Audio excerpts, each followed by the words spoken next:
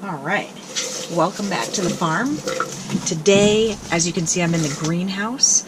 We are getting the greenhouse actually prepped and ready for the winter. We'll be doing some growing in here, which I'll be working in here a lot more over the next couple of weeks. But today we are going to be focusing on outside the greenhouse. We're going to be planting our garlic. Now, we've done one round of planting garlic for overwintering already. That's in the garden that we're going to be putting the new garlic in that we're planting today. Some of it has started to sprout. We've had some unusually warm temperatures here in Maine. That's not an issue for people that are wondering, even if you start to get sprouting, especially folks who are living in the same type of climate as us and are dealing with obviously some changing climates over time. It's really not an issue if you do start seeing, your green buds coming up out of the ground from the garlic.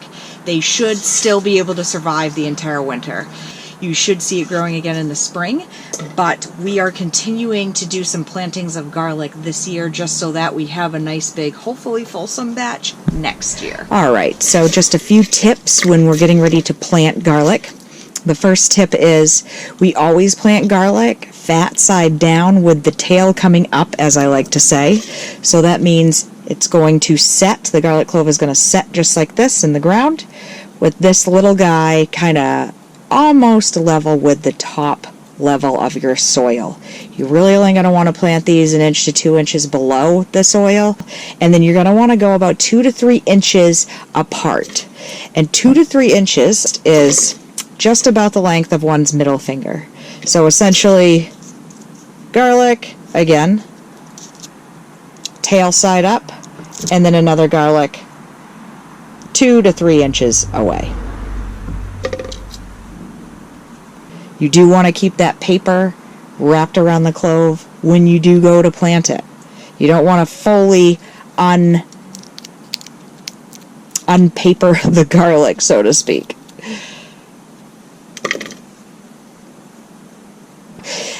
Another reason that we're doing this is really to continue to create a sustainable environment in terms of our gardens. So having the ability to use one garden all year long, whether it's for 1 or 2 things, is really critical to us as a sustainable small farm.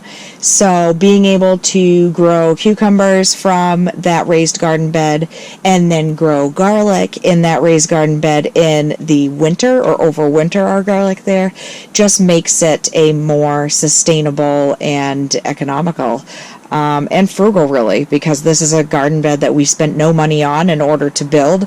We spent some money on some soil when we first built it, but we've continued to repurpose soil and pull from our property as much as we can, particularly when we're able to pull soil that comes from where our pigs have been. That's really good soil in terms of using it for gardening. So we've got our garlic here. We're going to go get it in the raised garden bed, so let's get to work.